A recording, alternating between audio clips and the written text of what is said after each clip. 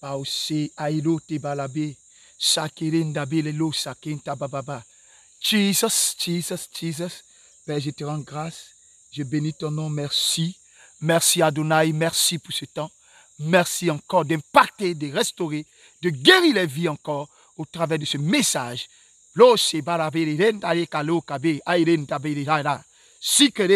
Adonai, Adonai. Thank you, Jesus. In the powerful name of Jesus Christ. Amen. Amen. Amen. Shalom, shalom, peuple de Dieu. Que la grâce et la paix du Seigneur soient avec vous. Je voici encore, je suis devant vous, je suis le prophète Elijah Yeshua, la bouche du Seigneur auprès de l'Église. Je suis là pour vous apporter encore le message du temps de la fin. Je suis là pour vous apporter encore le message de l'Évangile. Alléluia, alléluia, alléluia. Je voudrais avant toute chose vous encourager, vous inviter à liker la vidéo, à partager, à vous abonner et à partager dans le groupe partagé afin que l'évangile de Jésus-Christ touche un maximum de personnes. Alléluia. Si vous likez, YouTube va encore plus propager la vidéo un peu partout. Donc, je vous encourage à aider ainsi l'œuvre de Dieu, le ministère. Soyez bénis au nom de Jésus-Christ. Le thème sur lequel je voulais vous entretenir est « Il y a trois qui rendent témoignage ». Il y a trois qui rendent témoignage sur la terre. Il y a trois qui rendent témoignage sur la terre. Parce qu'il y a trois aussi qui rendent témoignage dans le ciel.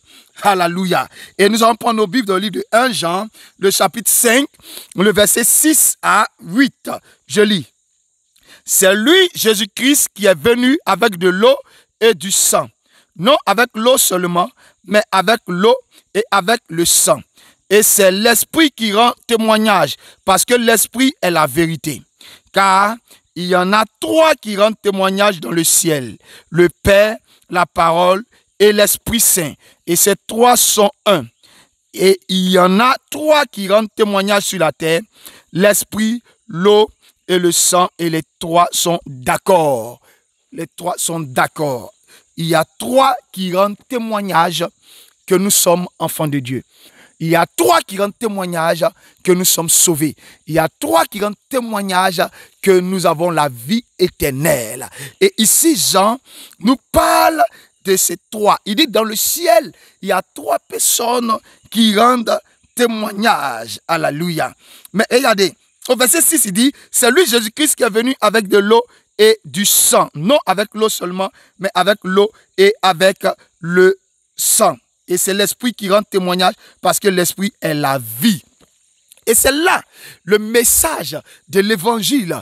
L'eau, le sang et l'Esprit. Vous voyez, l'eau, le sang et l'Esprit. Trois choses rendent témoignage que vous êtes enfant de Dieu. Trois choses rendent témoignage que vous êtes sauvés. Trois choses rendent témoignage que vous êtes bénis. Trois choses rendent témoignage que vous avez la vie éternelle. Et ces trois choses-là, l'eau, le sang et le Saint-Esprit. Et c'est là le message de l'Évangile. Lorsque parmi ces trois choses, un est omis, ou bien si vous voulez, une est omise, cela n'est pas complet. Cela montre que le salut n'y est pas. C'est-à-dire que s'il y a l'eau, il n'y a pas le sang, le salut n'est pas complet. S'il y a l'eau et le sang, il n'y a pas l'esprit, le salut n'est pas complet. S'il y a l'eau et l'esprit, c'est que c'est un faux esprit. S'il n'y a pas le sang, c'est un faux esprit. Écoutez-moi très bien. Trois choses rendent témoignage que nous sommes sauvés. Trois personnes, rendent témoignage que nous sommes enfants de Dieu. Et trois choses dans le ciel. Et trois choses rendent témoignage sur la terre que nous sommes sauvés, nous sommes rachetés. Car Jésus-Christ est venu avec l'eau, il est venu avec le sang et le Saint-Esprit rend témoignage. L'eau, le sang et le Saint-Esprit rendent témoignage. Ça dit, l'Esprit de Dieu vient attester ces choses-là. Alléluia, alléluia. Donc l'eau, le sang, il s'agit ici, quand on parle du sang, il s'agit de la mort. Il s'agit de la repentance. Quand on parle du sang, on parle de la repentance. Quand on parle de l'eau, on parle du baptême, de l'ensevelissement. Et quand on parle de l'esprit, on parle de la résurrection.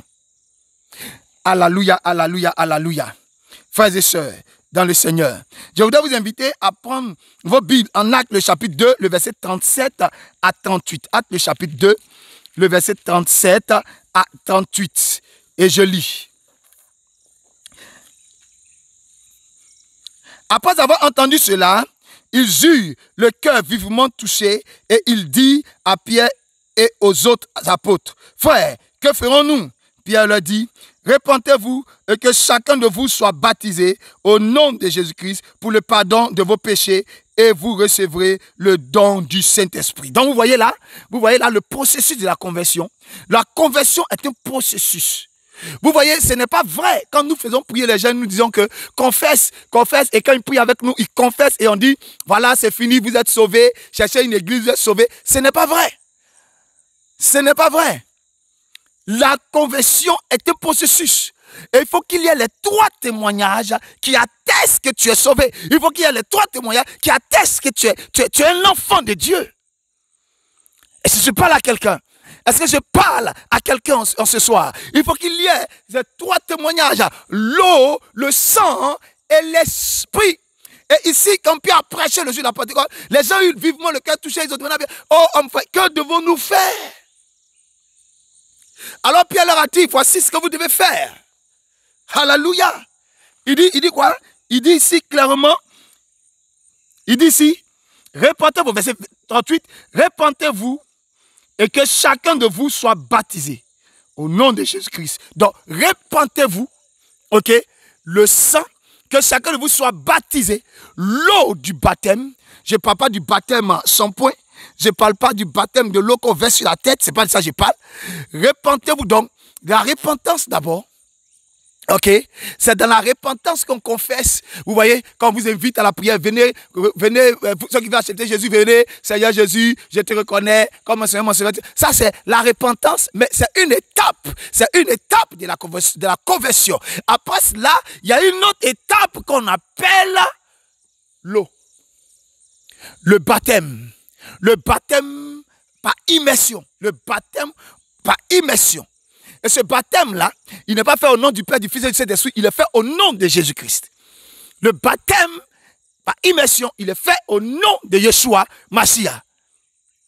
Et lorsque cela est fait, il y a maintenant le Saint-Esprit qui vient maintenant pour dire, ok, donc, la repentance est faite, le baptême d'eau est fait, alors le Saint-Esprit vient pour sceller cela. Et c'est ce que Pierre a dit aux Juifs le jour de la Pentecôte. Repentance, baptême et Saint-Esprit. Donc ça veut dire que quoi? Ça veut dire mourir. Mourir, la repentance, c'est mourir. Le baptême, c'est l'ensevelissement.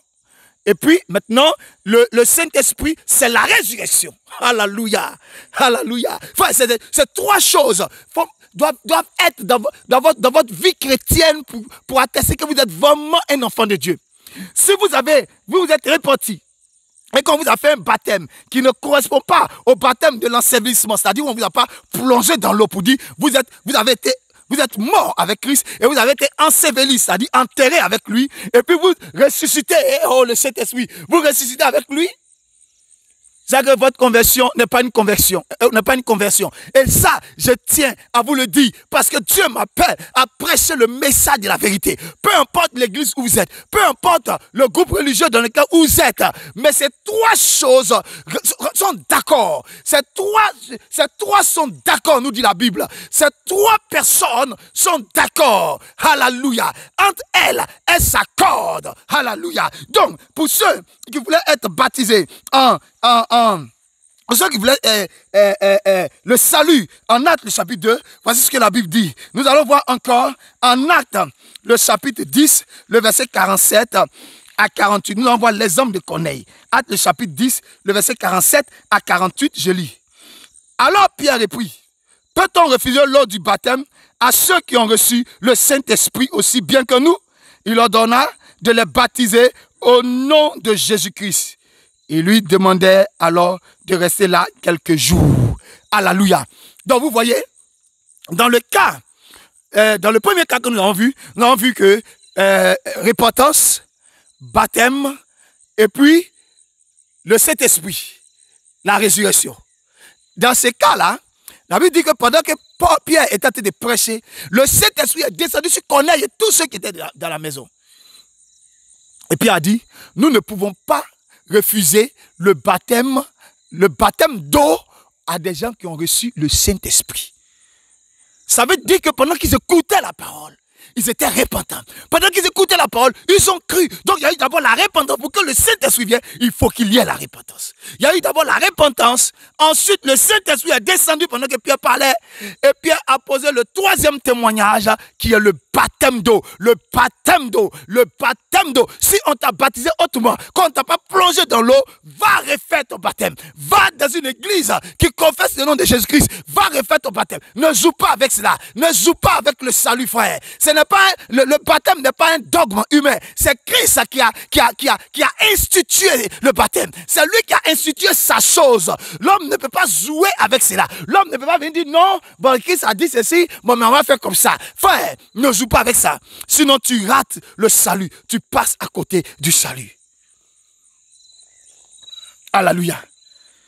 Nous allons voir maintenant, rapidement, un autre exemple. Acte chapitre 19, le verset 1 à 7.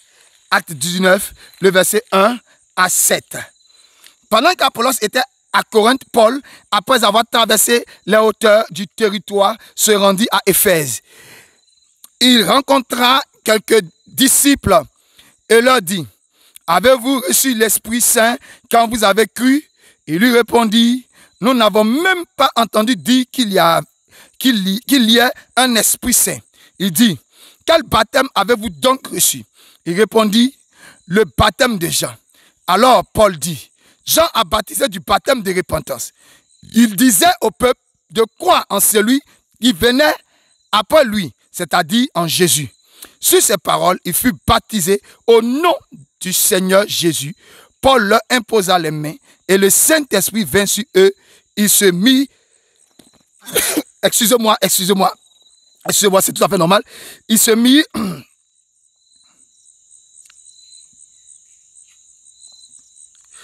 j'étais au verset, voilà, verset 6, Paul leur imposa les mains et le Saint-Esprit vint sur eux. Il se mit à parler en langue et à prophétiser. Tous ces hommes étaient au nombre de 12 environ. Alléluia. Voici des gens qui ont cru, qui ont entendu le message de l'évangile, mais qui ont eu un mauvais baptême. Ok? Ils ont eu un mauvais baptême. Donc la repentance était là, mais le baptême d'eau était faux. Et comme le baptême d'eau était faux, le Saint-Esprit ne peut pas venir dans du faux. Écoutez-moi bien. Vous pouvez ne pas avoir été baptisé par immersion. Et vous pouvez tomber dans votre église où vous priez sous une onction. Mais écoutez-moi, ce n'est pas l'onction du Saint-Esprit. Car n'oubliez pas que dans le même livre d'Actes des Apôtres, cette femme prophétisait sur Paul en disant ceux-ci sont des serviteurs du Dieu très haut. Et Paul fut agacé, c'était un esprit de python. C'était une fausse onction, un esprit de python qui parlait. Et cette femme a reçu la délivrance. Paul a chassé cet esprit. Paul a chassé ce démon. Donc frère, ne jouez pas avec cela. Paul arrive dans une ville et dans cette ville-là, il y a 12 hommes qui ont cru, qui ont été baptisés, mais qui n'ont pas reçu le Saint-Esprit. Et dans la discussion avec eux, Paul leur parle du Saint-Esprit, ils ne savent même pas de quoi Paul parle. Alors Paul leur demande, mais quel baptême avez-vous reçu? Donc Paul a su que le problème qui faisait que leur salut n'était pas achevé, qu'ils n'avaient pas le salut, c'était qu'ils n'avaient pas fait le bon baptême. Et Paul, la Bible dit que Paul a repris le baptême. Parce qu'il avait fait le baptême des gens, il a fait le baptême de Jésus. Le baptême de Jésus, c'est un baptême d'identification, ce n'est pas un baptême de repentance. Nous nous identifions en Christ. Donc, il a fait le baptême et il les a baptisés au nom de Jésus et non au nom du Père, du Fils et du Saint-Esprit. Écoutez bien, au nom de Jésus et non au nom du Père, du Fils et du Saint-Esprit. Si vous avez été baptisé au nom du Père, du Fils et du Saint-Esprit, je vous encourage à refaire votre baptême. Alléluia.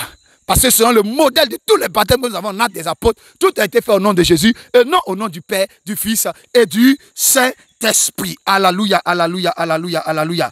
Gloire à Jésus-Christ de Nazareth, notre Seigneur et notre Sauveur. Donc, voici maintenant que ces gens-là, ils ont eu la repentance, le sang et le baptême n'était pas bon, l'ensevelissement avec Christ. Donc,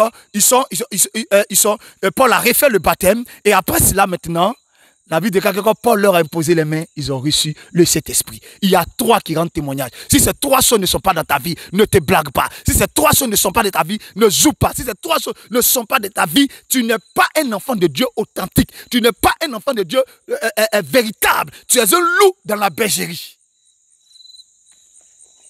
Alléluia. Acte le chapitre 8, le verset 5 à 25. Acte le chapitre 8, le verset 5 à 25. Rapidement. Acte chapitre 8, le verset 5 à 25. Alléluia.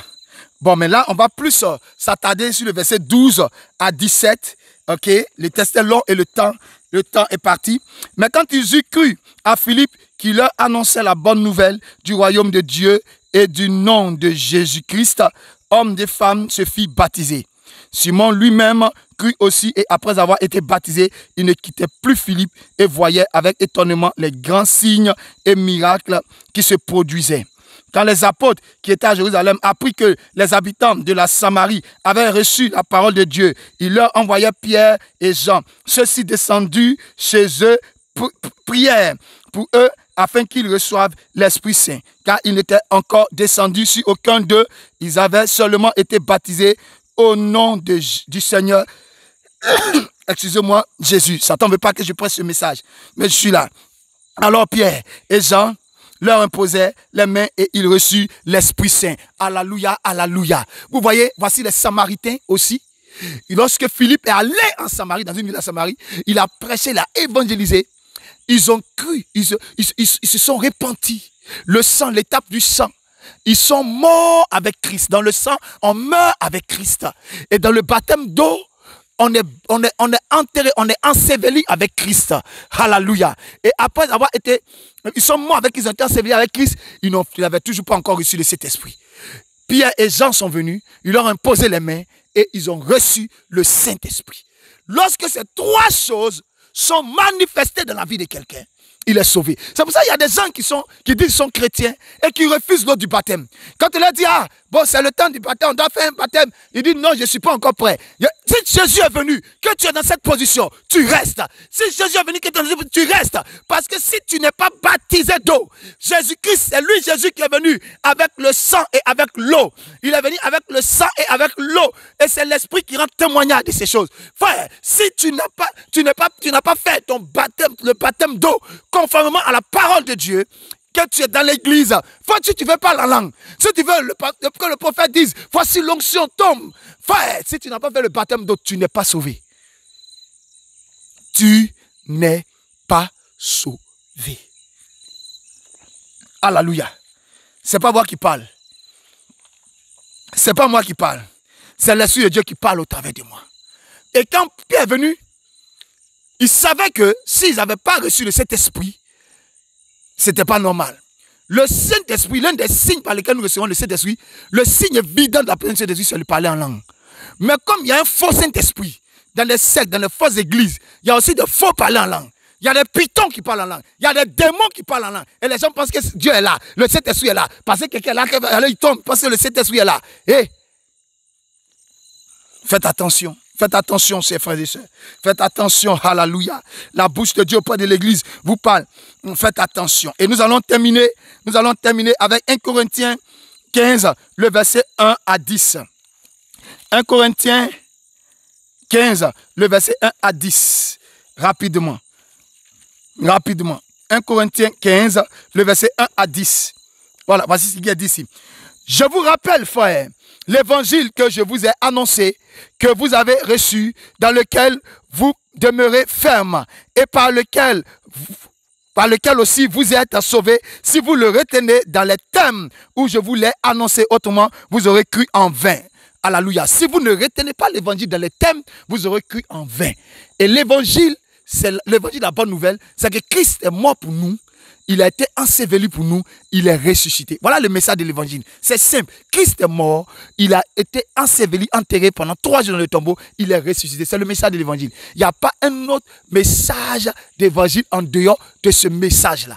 Alléluia. Et Paul dit que si vous ne retenez pas l'évangile dans ces thèmes-là, vous aurez cru en vain. Ça veut dire que si tu crois même que Jésus est mort et que tu allais te baptiser par un shampoing, par de l'eau qu'on a versé sur ta tête, tu crois en vain. Ta foi est vaine. Vanité de vanité. Ça ne peut produire le salut. Et tu seras étonné que Jésus-Christ vienne et que tu restes. Alléluia. Et c'est quand tu vas rester que tu vas chercher vraiment à réellement te convertir. Bien-aimés frères et sœurs. On était à quel verset? Au verset 3. Je vous ai transmis avant tout ce que j'avais aussi reçu. Christ est mort pour nos péchés selon les Écritures. Il a été enseveli, il est ressuscité le 3e jour selon les Écritures. Et il a été vu par ses faces, puis par les 12. Ensuite, il a été vu par plus de 500 frères à la fois, dont la plupart sont encore vivants et dont quelques-uns sont décédés. Ensuite, il a été vu par Jacques, puis par tous les apôtres. Après eux tous, il s'est fait voir à moi comme à l'avorton, car je suis moi le moindre des apôtres. Je ne mérite pas d'être appelé apôtre parce que j'ai persécuté l'église de Dieu. Par la grâce de Dieu, je suis ce que je suis et sa grâce envers moi n'a pas été vaine. Loin de là, j'ai travaillé plus que tous. Voilà, donc, j'ai travaillé plus que tous, non pas moi, toutefois, mais la grâce de Dieu qui est avec moi. Ainsi donc, que ce soit moi, que ce soit eux, voilà ce que nous prêchons et c'est ce que vous avez cru. Voilà ce que nous prêchons. Et c'est ce que vous avez cru. Nous prêchons quoi? Nous prêchons, Paul dit, c'est que j'ai reçu, c'est que quoi? Christ est mort, il a été enseveli et il est ressuscité le 3e jour. C'est ça la conversion. C'est le processus qui est là. Ce n'est pas quand tu viens à une croisade et tu dis, Seigneur, je te reçois comme mon sauveur, que tu deviens enfant de Dieu. Non, frère, la conversion, il y a ça. Tu dois confesser, tu dois te repentir. Ok, tu dois mourir. Le sang, mourir, il est venu avec le sang, il est venu avec l'eau, le baptême, pour dire, je suis mort, j'ai été enterré, je ne vis plus pour l'impudicité, je ne vis plus pour l'adultère, je ne vis plus pour le monde, je ne vis plus pour le mensonge. Et quand tu sors de l'eau, wow, la résurrection, alléluia, la vie nouvelle, une nouvelle vie t'attend, des projets glorieux avec Dieu, oh, des projets merveilleux avec le Seigneur, des projets merveilleux avec notre Dieu. Frères et sœurs, écoutez-moi bien, c'est ça le message de l'évangile. Si quelqu'un te demandait qu'est-ce que l'évangile, tu dis l'évangile, c'est la bonne nouvelle qui dit ceci. Christ est mort, il a été enseveli, il est ressuscité le 3e jour. Et toi aussi, parce que tu as cru, tu es mort, parce que tu as été baptisé, tu as été enseveli, et quand tu es ressorti, le Saint-Esprit est venu sur toi, tu es ressuscité aussi, frères et sœurs. Bien-aimés, que la grâce et la paix du Seigneur soient avec vous, car n'oubliez pas que 3 choses rendent témoignage dans votre vie, à votre esprit que vous êtes enfant de Dieu. Et si ces 3 choses ne sont pas dans votre vie, si ces choses ne sont pas complètes, contactez-nous, contactez une église vivante et allez-y, reprenez votre baptême, soyez baptisés au nom de Jésus-Christ, soyez baptisés par immersion, confessez le Seigneur Jésus-Christ et recevez le Saint-Esprit. Que la grâce et la paix soit avec vous. C'est le prophète Elijah Yeshua, la bouche de Dieu auprès de l'église. Il fait tard, la nuit tombe et nous sommes ici dans cette bouche. Je voudrais vous encourager à liker, à partager et surtout à vous abonner à notre chaîne. Pour ceux qui veulent soutenir le ministère, qui veulent faire un don, parce que nous avons besoin de caméras, nous avons besoin des trépieds, nous avons besoin des ordinateurs, de toutes ces choses pour pouvoir faire le montage. Pour ceux qui veulent faire un don, je vous donne le contact.